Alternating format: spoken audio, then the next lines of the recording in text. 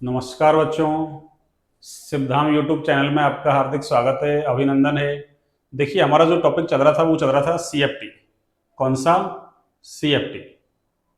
कौन सा टॉपिक चल रहा था? सीएफटी। और सीएफटी की आगे आगे मतलब अपना आज मतलब तीसरी क्लास हो जाएगी, शायद 2 क्लासें हुई आपकी, और तीसरे क्लास में आज इसको वाइंड अप कर देते हैं। और इसमें हम देख रहे हैं संकुल यौगिकों के रंग की व्याख्या, जो अपन ने वहां बीबीटी की कमी पड़ी थी कि ये संकुल यौगिकों के रंग की व्याख्या नहीं करता है, लेकिन सीएफटी करता है। तो अपनी हेडिंग क्या होगी? संकुल यौगिकों में रंग की व्याख्या। देखिए, ये सवाल 2 बार पूछा जा चुका है। यहां से संकुल यौगिकों में रंग की व्याख्या 2 बार, थोड़ा लैंग्वेज चेंज कर दी थी। एग्जाम्पल एक ही है, सेम है, एग्जाम्पल यही आएगा आपकी। तो हेडिंग क्या है? संकुल यौगिकों में रंग की व्याख्या। संकुल यौगिकों में रंग की व्याख्या। देखिए, संकुल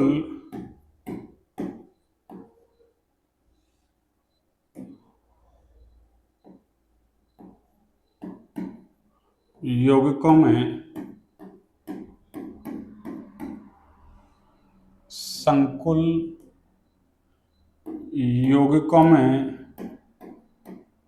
रंग की व्याख्या। संकुल यौगिकों में रंग की व्याख्या। रंग की व्याख्या।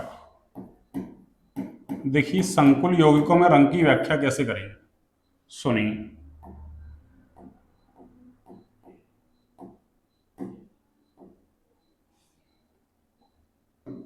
देखिए, संकुल यौगिकों में रंग की जो व्याख्या है ना, वो हम डीडी संक्रमण के आधार पर कर सकते हैं भाई। किसके आधार पर? डीडी संक्रमण के आधार पर। डीडी संक्रमण का मतलब है, हमने देखा था पीछे कि अष्टफलकीय संकुलों में, चतुष्फलकीय संकुलों में डी कक्षक थे, जो समान ऊर्जा के 5 डी कक्षक थे, वो 2 भागों में टूट गई। एक T2G इजी, उधर ई और T2। अब क्या होगा? इनमें जैसे मान लो अष्टफलकीय की बात करें तो T2G नीचे है, इजी कहाँ है? ऊपर। तो T2G वाले कक्षक से इलेक्ट्रॉन ऊर्जा लेके कहाँ चला जाए? इजी वाले कक्षक में, यानी उच्च ऊर्जा वाले कक्षक में। तो इलेक्ट्रॉन क्या करेगा? जाएगा। तो कुछ ऊर्जा क्या करेगा? अवशोषित। अब जिस रंग की ऊर्जा को अवशोषित करेगा, उसके पूरक रंग का क्या करेगा वो? अरे, उसके पूरक रंग का क्या करेगा? संकुल दिखाई दे देगा। यानी इलेक्ट्रॉन जाएगा निम्न ऊर्जा स्तर से उच्च ऊर्जा स्तर में, तो ऊर्जा अवशोषित करेगा। और जिस रंग की ऊर्जा अवशोषित करेगा, वापस से वो अवस्था तो कैसी है उसकी? उत्तेजित अवस्था तो अस्थायी है, तो वापस क्या करेगा? इलेक्ट्रॉन अपने मूल ऊर्जा स्तर में लौटेगा। तो जितनी ऊर्जा लेके गया उतनी निकाल के आएगा। जैसे ही लेके गया, उसके पूरक रंग की निकाल के आएगा। अब पूरक रंग कौन कौन से होते हैं वो देखते हैं अभी। देखिए, तो क्या लिख सकता हूं मैं यहां से कि संकुल यौगिकों में सीएफटी के अनुसार, सीएफटी के अनुसार संकुल यौगिकों में, संकुल यौगिकों में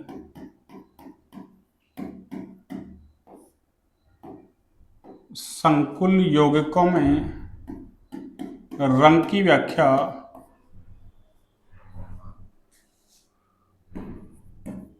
रंग की व्याख्या किसके आधार पर? डीडी संक्रमण के आधार पर। मीन्स एक डी कक्षक से इलेक्ट्रॉन दूसरे डी कक्षक में क्या करेगा? अरे, संक्रमित हो जाएगा। उस दौरान कुछ एनर्जी लेके जाएगा, जिस रंग की लेके जाएगा उसके पूरक रंग की निकाल के आएगा, तो संकुल हमको पूरक रंग का दिखाई देगा। तो व्याख्या डीडी संक्रमण के आधार पर, के आधार पर की जा सकती है, की जा सकती है।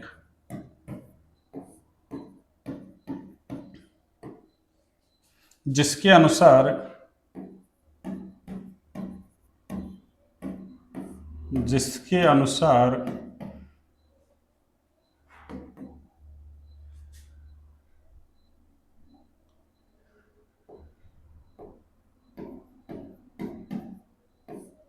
जिसके अनुसार संकुलों में, जिसके अनुसार संकुलों में विपाटित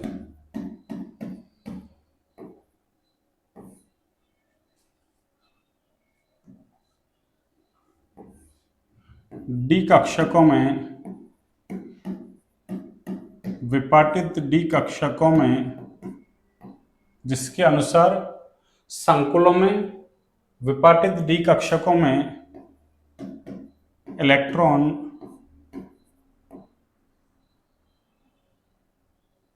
जिसके अनुसार संकुलों में विपाटित डी कक्षकों में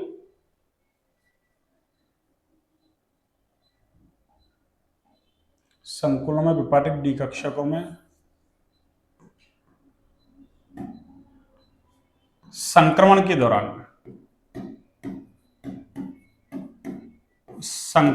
दौरान इलेक्ट्रॉन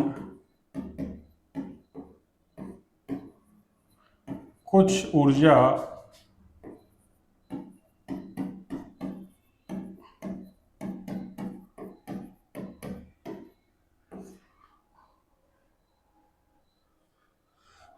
अवशोषित करके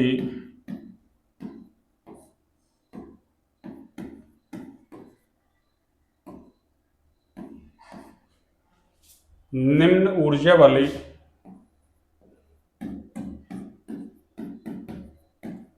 डी कक्षकों से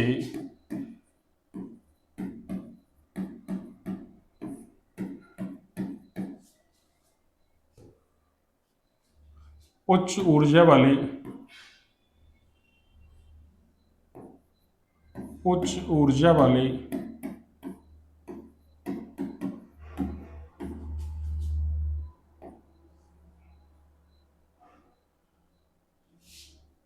डी कक्षकों में चला जाता है,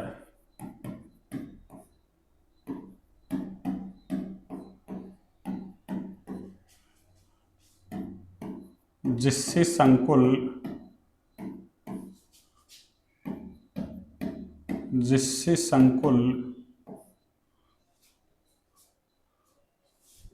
पूरक रंग का दिखाई देता है। संकुल कैसा दिखाई देता है? पूरक रंग का दिखाई देता है। ये लो, तो हमको तो इंपॉर्टेंट क्या चीज है इसमें? इंपॉर्टेंट चीज है हमको तो इसमें क्या, ये डीडी संक्रमण। कौन सा? डीडी संक्रमण, इसको याद रखना। डीडी संक्रमण। तो हमसे तो ऐसे पूछ ले कि सीएफटी के अनुसार संकुल यौगिकों में रंग की व्याख्या किसके आधार पर करते हैं? तो डीडी संक्रमण के आधार पर। और डीडी संक्रमण में क्या होता है कि जब डी कक्षकों का विपाटन हो जाता है तो विपाटित डी कक्षकों में इलेक्ट्रॉन निम्न ऊर्जा वाले कक्षक से, कौन से? डी से उच्च ऊर्जा वाले डी कक्षक में जाएगा तो कुछ ऊर्जा अवशोषित करेगा। जिस रंग की ऊर्जा अवशोषित करेगा उसके पूरक रंग का संकुल हमको दिखाई दे देगा। जैसे इसका एग्जाम्पल देखो, जैसे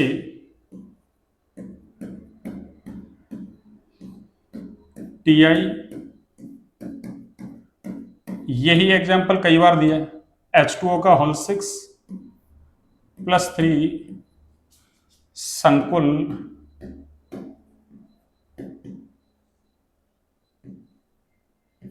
बैंगनी रंग का दिखाई देता है। संकुल कौन सी रंग का? बैंगनी रंग का दिखाई देता है।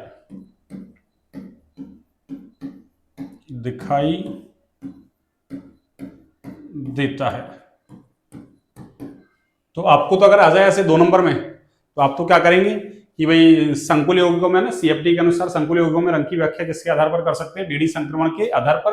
और फिर ये लिखना नीचे वाला, ठीक है ना? ये बीच वाले की जरूरत नहीं, ये तो समझाने के लिए लिखा दिया मैंने। तो क्या लिखेंगे अपन? ये कैसा दिखाई देता है? बैंगनी रंग का। इस अष्टफलकीय संकुल में क्या लिख सकते हैं अपन? इस कैसा संकुल है ये? अष्टफलकीय। कैसा है बच्चों? अष्टफलकीय। तो इस अष्टफलकीय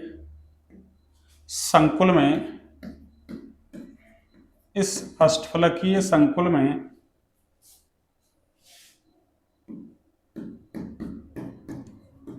क्रिस्टल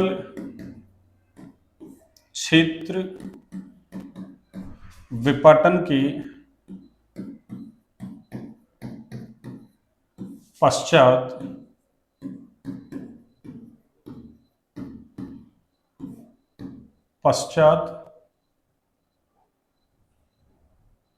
क्रिस्टल क्षेत्र विपाटन के पश्चात इलेक्ट्रॉन ऊर्जा अवशोषित करके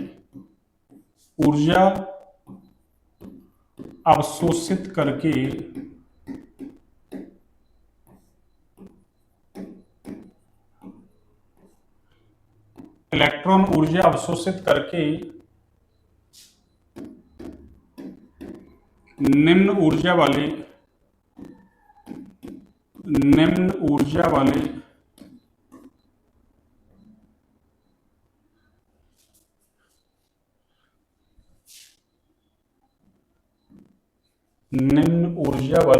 T2G कक्षक से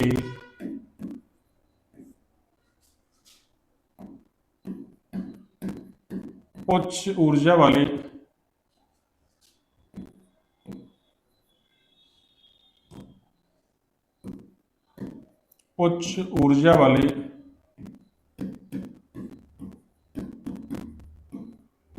ईजी कक्षक में संक्रमण करता है।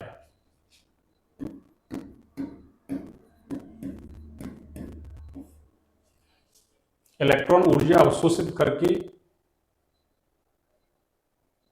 निम्न ऊर्जा वाले T2G कक्षक से उच्च ऊर्जा वाले EG कक्षक में संक्रमण करता है।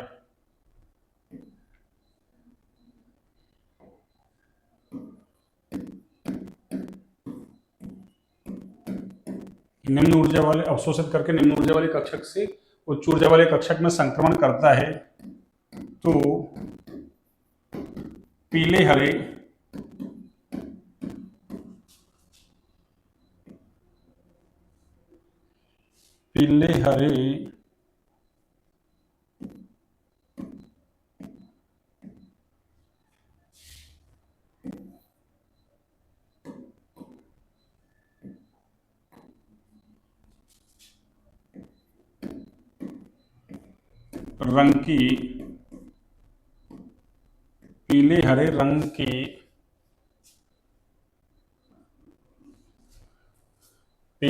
रंग की ऊर्जा का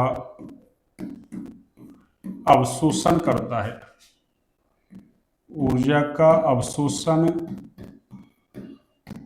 करता है।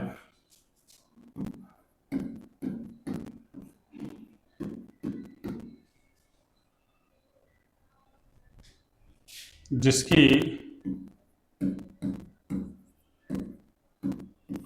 पूरक रंग बैंगनी का संकुल दिखाई देता है।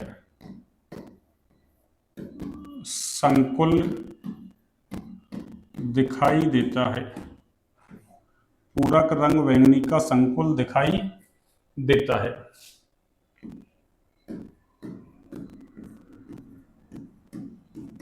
पूरक रंग बैंगनी का संकुल दिखाई देता है। ठीक है, अब इसको मैं डायग्रामेटिकली समझा देता हूं आपको। देखो डायग्राम बना के कैसे समझेंगे, सुनिए। डायग्राम बना के समझते हैं इसको। देखिए जैसे TiH2O का होल 6 और आगे क्या है +3, ये संकुल है। अब यहां देखिए, अब केंद्रीय परमाणु कौन है, टाइटेनियम है। और टाइटेनियम का इलेक्ट्रॉनिक विन्यास क्या होता है, 3d2 4s2। टाइटेनियम 22 होता है परमाणु क्रमांक, तो 3d2 4s2। और यहां टाइटेनियम का ऑक्सीडेशन नंबर कितना है, टाइटेनियम का ऑक्सीडेशन नंबर है Ti+3। और Ti+3 का मतलब क्या होगा, 4s से इलेक्ट्रॉन निकल जाएगा, तो 3d कितने 3 निकालने, तो 2 तो 4s से 1 dc, तो 3d में कितना इलेक्ट्रॉन रहेगा 1। 3d में कितना इलेक्ट्रॉन रहेगा 1। अब संकुल कैसा है, अष्टफलकीय है, तो मैं इसको ऐसे बना दूं, देखो आपको,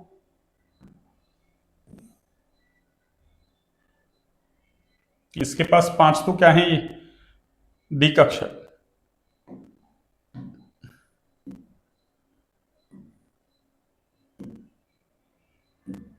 ये अपन कौन से बना रहे हैं, जो गोलाकार सममित क्षेत्र की उपस्थिति में डी कक्षक है ना, उसको बना रहे हैं। अब डायरेक्ट अपन तो स्प्लिटिंग कर रहे हैं, यहां से डायरेक्ट स्प्लिटिंग कर रहे हैं अपन यहां से, यानी डायरेक्ट क्या कर रहे हैं, स्प्लिटिंग का मतलब विपाटन। ये लो, और इस तरीके से ये आपके विपाटन हो जाएगा।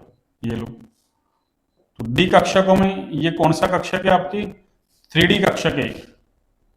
ये डी कक्षक है 3D, और डी में कितना इलेक्ट्रॉन है, एक इलेक्ट्रॉन है। अरे डी में कितना इलेक्ट्रॉन है, एक। अब जब विपाटन होगा तो क्या होगा, अष्टफलकीय संकुलों में हमको पता है 3 T2G कक्षा के वो नीचे, 2 EG कक्षा के वो ऊपर।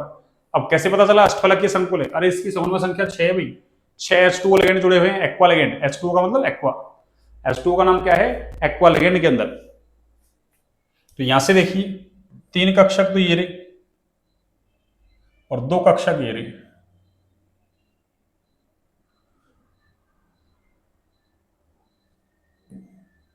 ये लो,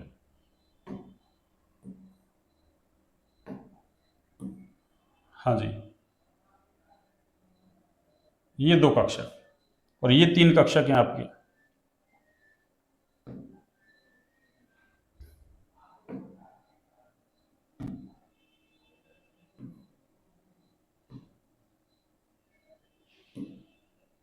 ये लो, हाँ जी। आगे क्या होगा, अगर अपन यहां इलेक्ट्रॉन भरें तो ये तो क्या है, देखो ये तो हमको पता है दोनों के बीच ऊर्जा का जो अंतर है वो क्या कहलाता है, क्रिस्टल क्षेत्र विपाटन ऊर्जा। और अष्टफलकीय संकुलों में हम इसको किससे दिखाते हैं, अष्टफलकीय संकुलों में हम इसको डेल्टा ओ से दिखाते हैं।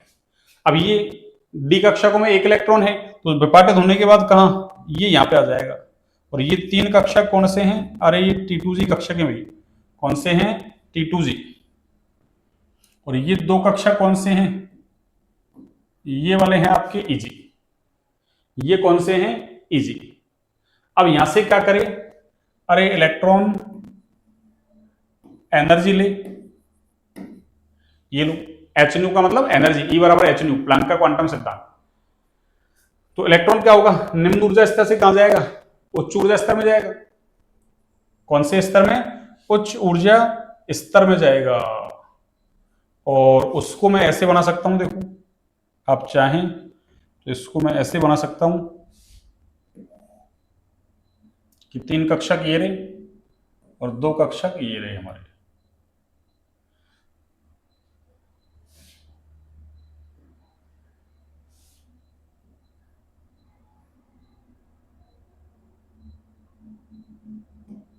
हाँ जी, 1 2 3 और ये लो, ये क्या है वही, ये तो T2G है, ये तो कौन सा है, T2G, और ये कौन सा है, EG। ठीक है, एक इलेक्ट्रॉन निम्न ऊर्जा स्तर से कहां चला गया, उच्च ऊर्जा स्तर में, ये लो यहां चला गया।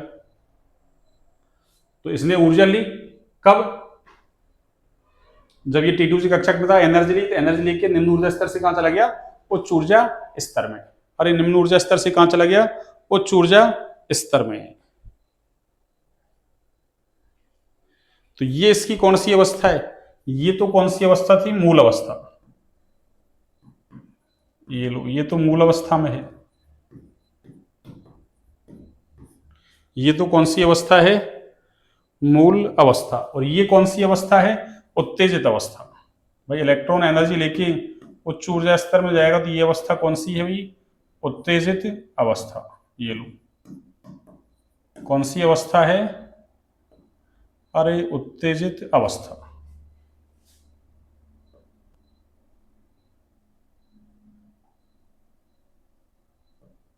ये लो उत्तेजित अवस्था।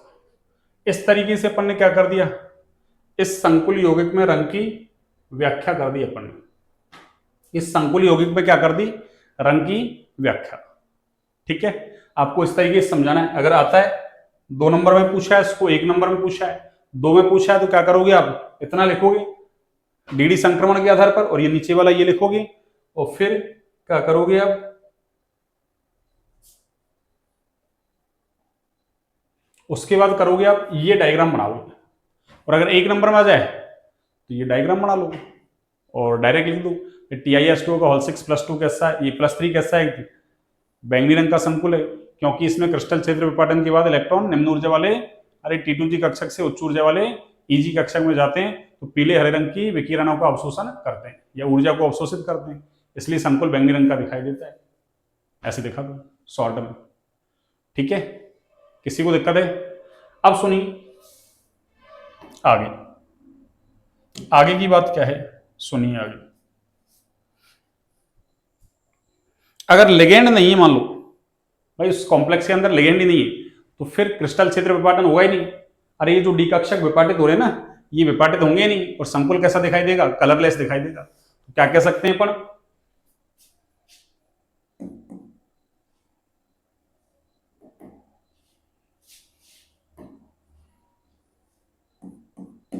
लिगेंड की अनुपस्थिति में, लिगेंड की अनुपस्थिति में क्रिस्टल क्षेत्र, क्रिस्टल क्षेत्र विपाटन नहीं होता है, क्रिस्टल क्षेत्र विपाटन नहीं होता है, नहीं होता है। अतः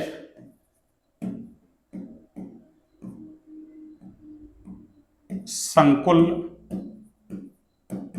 कैसा दिखाई देता है, जब क्रिस्टल क्षेत्र विपाटन होगा ही नहीं तो कैसा दिखाई देगा, रंगहीन दिखाई देता है। संकुल कैसा दिखाई देता है भाई, अरे रंगहीन दिखाई देता है।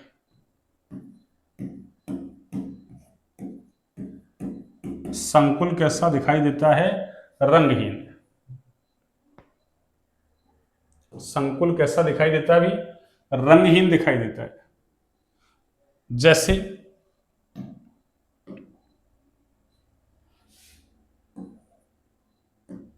जैसे देखो ये वाला जो कॉम्प्लेक्स है ना, ये वाला ही, जैसे TiH2O का होल 6, और देखो इसको मैं ऐसे लिख दूं Cl3।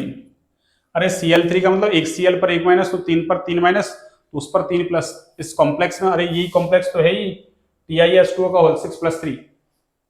और इस संकुल को गर्म कर देते हैं तो इसमें से ये जल के अणु बाहर हो जाते हैं, और जल के अणु तो किसका काम कर रहे हैं, लिगेंड के। भाई जल के अणु तो लिगेंड का काम कर रहे हैं, तो जब जल के अणु निकल जाएंगे तो लिगेंड होगा ही नहीं, लिगेंड होगा ही नहीं तो क्रिस्टल क्षेत्र विपाटन होगा नहीं, और क्रिस्टल क्षेत्र विपाटन होगा नहीं तो संकुल कैसा दिखाई देगा, कलरलेस। तो क्या कहेंगे, जैसे TiH2O का होल 6+3 संकुल को गर्म करने पर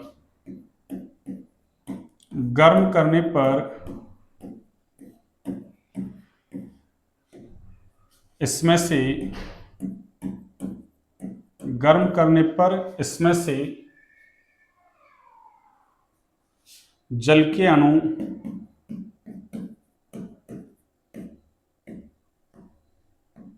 निकल जाने के कारण, जल के अणु निकल जाने के कारण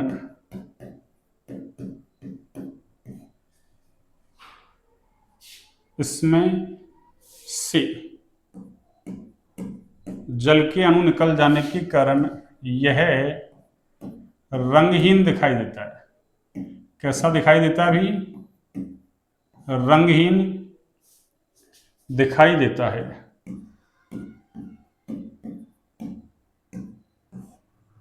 दिखाई देता है।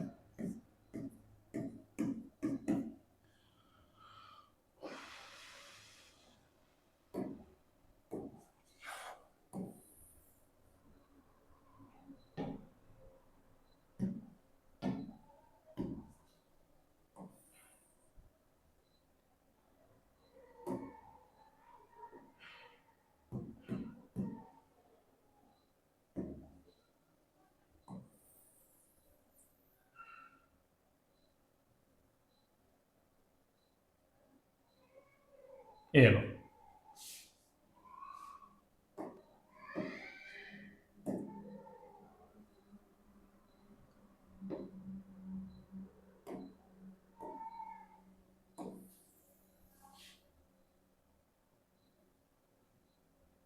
ये लो, ये संकुल कैसा दिखाई देता है अभी?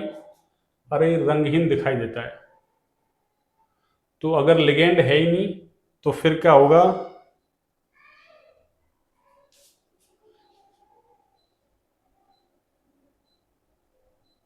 हाँ, जब लिगेंड है ही नहीं तो क्या नहीं होगा? क्रिस्टल क्षेत्र विपाटन होगा नहीं, और क्रिस्टल क्षेत्र विपाटन होगा नहीं तो संकुल कलरलेस दिखाई देगा। आगे देखो, सुनिए आगे, आगे की बात।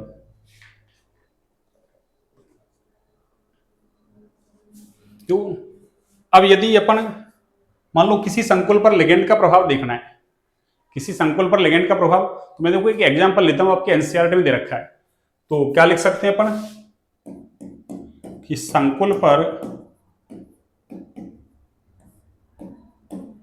लिगेंड की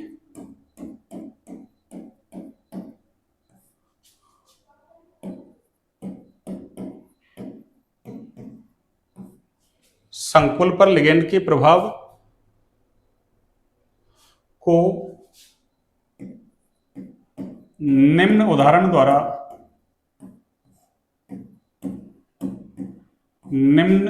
द्वारा समझा सकते हैं। निम्न उदाहरण द्वारा समझा सकते हैं। देखिए वो उदाहरण कौन सा है, सुनिए आप, ये लो, और वो उदाहरण है आपकी NiH2O का होल 6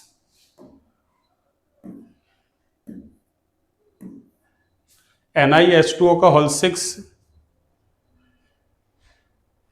+2 ये ले लिया अपन ने, ठीक है, ऐसा कॉम्प्लेक्स ले लिया अपन ने, और ये एक्वस, ये लो एक्वस है। इसकी अभिक्रिया किससे करवा दी अपन ने? इससे करवा दी एथिलीन डाई एमीन से। किससे?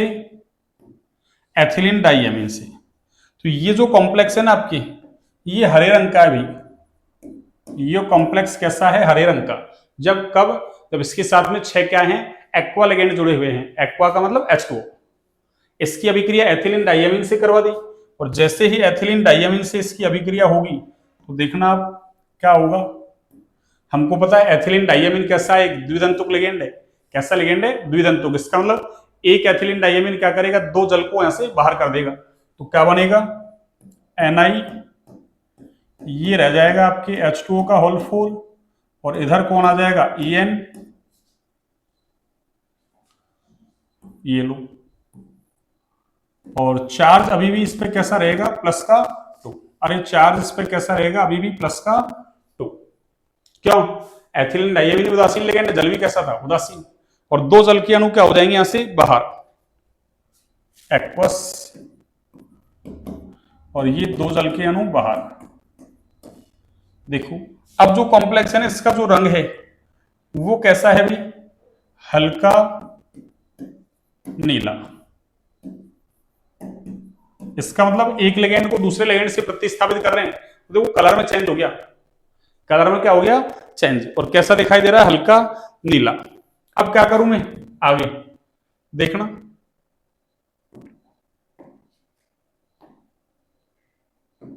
अगर अपन क्या करें, ये जो कॉम्प्लेक्स है H2O का होल 4 En, और वही प्लस का 2, और वही एथिलीन डाइअमीन, और ये भी एक्वस। तो एथिलीन डाइअमीन क्या करेगा? यहां से 2 जल को फिर से बाहर कर देगा, और क्या बना देगा? NiH2O का होल ट्वाइस, और ये En का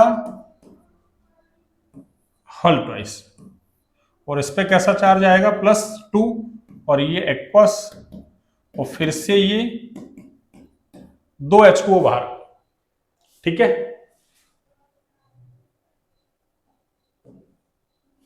एक देखो अगला, हाँ जी, Na जो H2O का होल ट्वाइस और ये En का होल ट्वाइस, इसमें से क्या हो, अरे इसमें से क्या हो बच्चों, फिर से क्या, एथिलीन डाइएमीन क्या करे यहां से, अरे दो जल को और बाहर कर दे, दो जल को और बाहर कर दे, तो क्या बन जाएगा यहां बन जाएगा आपके NiEN का होल थ्राइस और ये प्लस का 2, ये चार्ज तो वही रहेगा ना, उदासीन लिगेंड है ये तो, वही एक्वस और 2H2। यानी कहने का मतलब ये है कि कॉम्प्लेक्स तो वही है एक, हमने एथिलीन डाइयामीन मिलाया तो देखो इसका आगे गुणांक 1 है, इसका भी 1 है, यानी 1:1 में यदि इनकी अभिक्रिया करवाई तो ये वाला कॉम्प्लेक्स बन जाएगा। अगर ये क्या किया अपन ने भाई, अब इसकी आगे इससे करवाई मैंने, तो इसका मतलब क्या हुआ, En तो एक बार यहां काम आ गया, एक बार यहां काम आ गया, और ये एक ही तो था, तो जब मैं 2 En लूंगा यानी 1:2 में अभिक्रिया करवाऊंगा, कितने में, अरे 1:2 में, तो एक En 2 को बाहर करेगा तो 2 कितने को, 4 को कर देंगे तो 2 बच जाएंगे। और यदि मैंने कितने में, 1:3 में अभिक्रिया करवा दी, कितने में, 1:3 में, तो फिर क्या होगा, 1:3 में अभिक्रिया करवाएंगे तो फाइनली ये बन जाएगा। यानी कहने का मतलब ये है कि या तो किस में अभिक्रिया हो रही है, अरे या तो किस में अभिक्रिया हो रही है, 1:1 में, ये लो 1:1 में करवाते हो तो ये हरा कॉम्प्लेक्स है हरे रंग का, ये हल्के नीले में चेंज हो जाएगा। और यदि आपने 1:2 में करवाया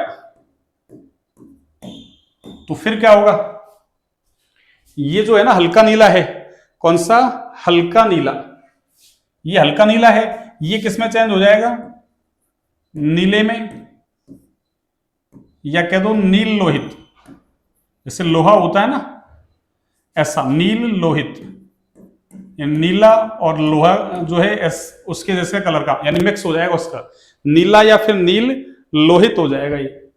और यदि आपने क्या किया, 1:3 में करवाया तो फिर ये कैसा हो जाएगा, अरे बैंगनी, ये कैसा हो जाएगा बच्चों, बैंगनी रंग का। तो आपने 1:1 में करवाया हल्का नीला, 1:2 में करवाया नीला या फिर नील लोहित, और अगर 1:3 में करवाओगे तो बैंगनी, ये 1:3, या फिर कह दो हाँ, या क्या बैंगनी है। तो देखो जैसे जैसे लेगेंड को चेंज कर रहे हैं, एक लेगेंड को दूसरे लेगेंड से चेंज कर रहे हैं, प्रतिस्थापित कर रहे हैं, तो संकुल के रंग में क्या हो रहा है, अरे परिवर्तन हो रहा है, इसका मतलब संकुल का रंग है, अरे वो लेगेंड से क्या होता है, प्रभावित होता है। अगर लेगेंड नहीं है तो वो कैसा दिखाई देगा, अरे कैसा दिखाई देगा, रंगहीन, क्यों, वहां क्रिस्टल क्षेत्र विपाटन होता ही नहीं है। ठीक है, 1-2 लाइन और लिख दूं मैं, जगह बची हुई है इसलिए, देखिए वो 1-2 लाइन क्या है, हाँ जी,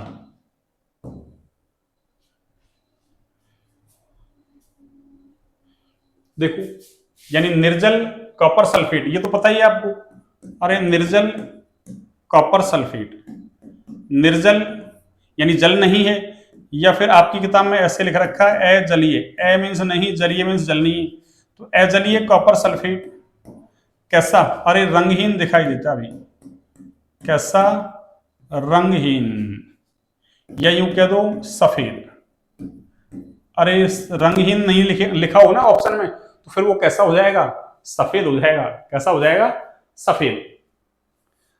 तो हम वैसे दिखते हैं निर्जल कॉपर सल्फेट है यानी जिसमें जल नहीं है, तो फिर वो कैसा है, अरे सफेद दिखाई देगा, या कह दो रंगहीन दिखाई देता है, तो रंगहीन दिखाई देता है।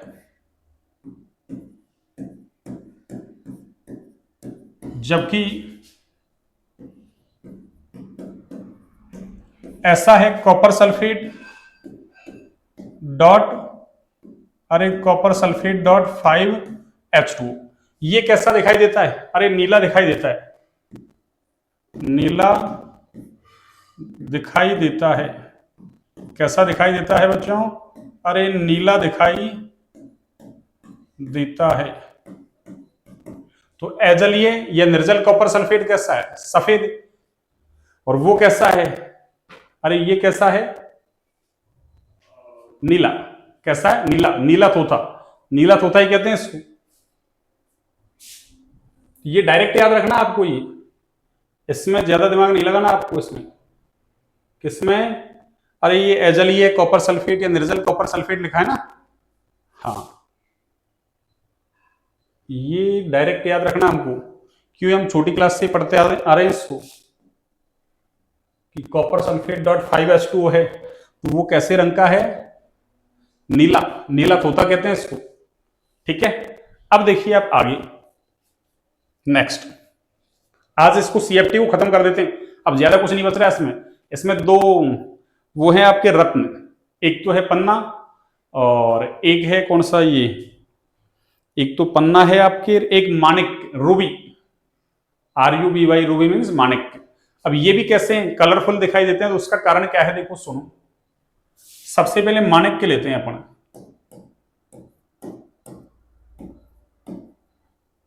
माणिक, और माणिक को बोलते हैं रूबी। तो NCERT में दे रखा है ये, तो आपसे पूछ सकता है। पहले तो ये होता क्या है वो देखते हैं।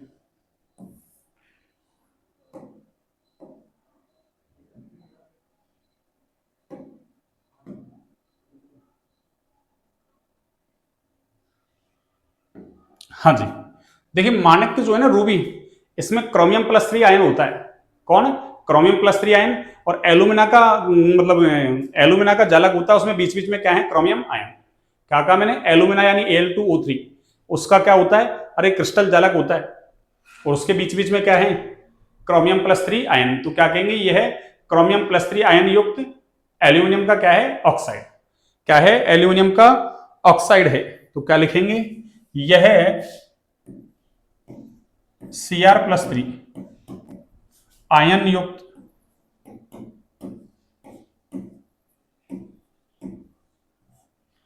एल्यूमिनियम या एल्यूमिनियम ऑक्साइड है। Aluminium oxide,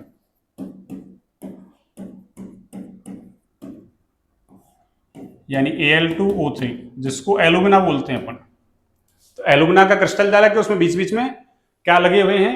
chromium plus 3 ion. तो यह है क्रोमियम प्लस 3 आयन युक्त एल्यूमिनियम ऑक्साइड। एल्यूमिनियम ऑक्साइड का क्या है? ये अष्टफलकीय संकुल है। ये लो डायरेक्ट लिख दूं मैं, अष्टफलकीय संकुल है।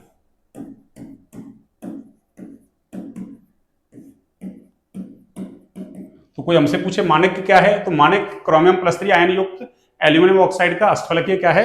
संकुल।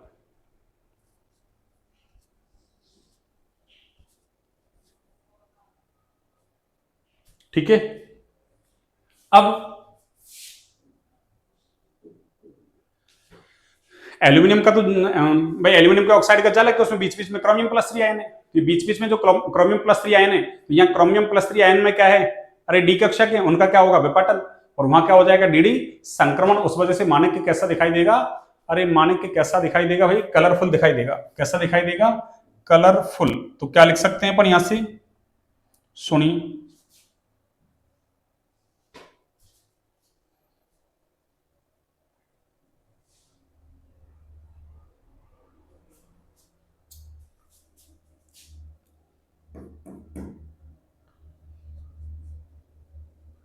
यानी इस संकुल में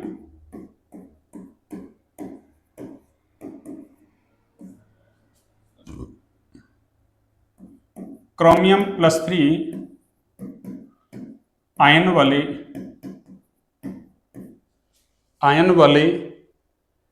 केंद्रों पर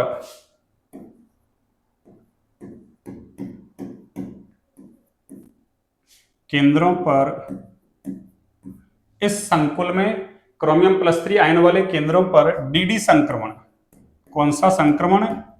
DD संक्रमण के कारण माणिक,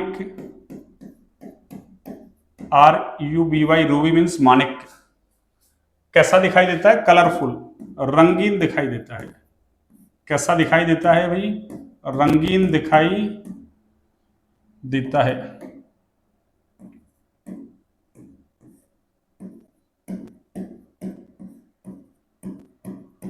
ये लो, तो ये हो गया आपके माणिक। क्या हो गया ये? माणिक। और देखो माणिक के बारे में और तो क्या कहना चाहें अपन, और तो कुछ नहीं।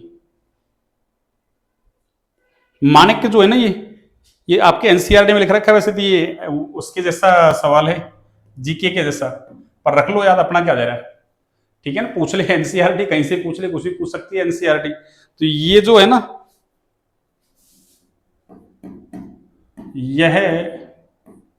यह का मतलब माणिक। मोगोक, यह मोगोक। और मोगोक, अरे ये स्थान का नाम ही मोगोक। और मोगोक कहाँ है? अरे म्यांमार। म्यांमार देश है ना अलग से। बर्मा, बर्मा की राजधानी अलग से देश क्या है? बर्मा की राजधानी म्यांमार ही है, रंगून, म्यांमार जिसको कहते हैं। पहले रंगून कहते थे, आजकल म्यांमार कहते हैं शायद। बर्मा की राजधानी, बर्मा देश है, उसकी राजधानी है म्यांमार। तो ये मोगोक, और मोगोक कहाँ है? म्यांमार। म्यांमार, ये ना म्यांमार। हाँ, वैसे तो जीके के जैसा सवाल है। तो यह मोगोक यानी म्यांमार से प्राप्त, से प्राप्त, मोगोक से प्राप्त किसमें? अरे संगमरमर में। किसमें? संगमरमर, यानी दो बार साथ में मरना है। अरे इसको बोलते हैं मार्बल। संगमरमर का मतलब क्या है? मार्बल, जिसको आप मार्बल बोलते हो ना, मार्बल में पाया गया। तो हमसे कोई पूछे कि भाई ये कहाँ पाया गया? अरे ये कहाँ पाया गया बच्चों? कौन? ये माणिक। तो जो मोगोक, मोगोक स्थान कहाँ है? म्यांमार में। इसमें संगमरमर से पाया गया था ये, यानी संगमरमर के अंदर पाया गया था ये। अरे ऐसे हीरा होता है ना, कोयले की खान में मिलता है, तो कोयले के साथ हीरा मिलता है। ऐसे मार्बल के साथ में क्या मिल रहा है? माणिक मिल रहा है। क्या मिल रहा है? माणिक। अब अगला है, देखो एक खनिज और है, इसको बोलते हैं पन्ना। हीरा पन्ना, सुना होगा नाम आपने, पन्ना। तो ये तो हो गया माणिक। ये तो कौन सा है? अरे ये तो माणिक था,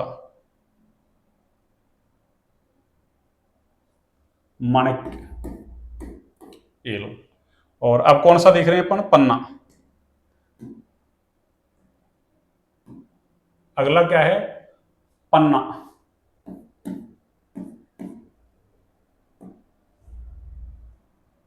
और पन्ना क्या होता है सुनो।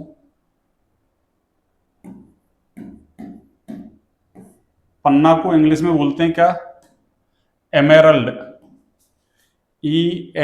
EMERALD।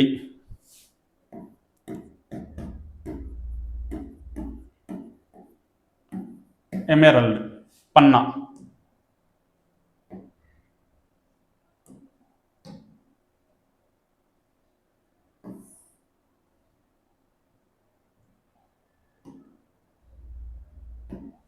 हाँ जी,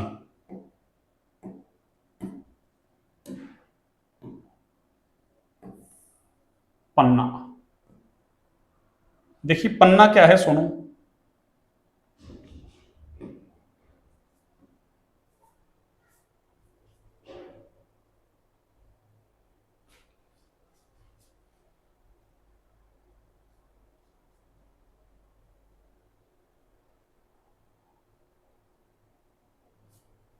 यह क्रोमियम +3, वही उसमें भी क्रोमियम +3 है, इसमें भी क्या है? क्रोमियम +3, आयन युक्त, आयन युक्त,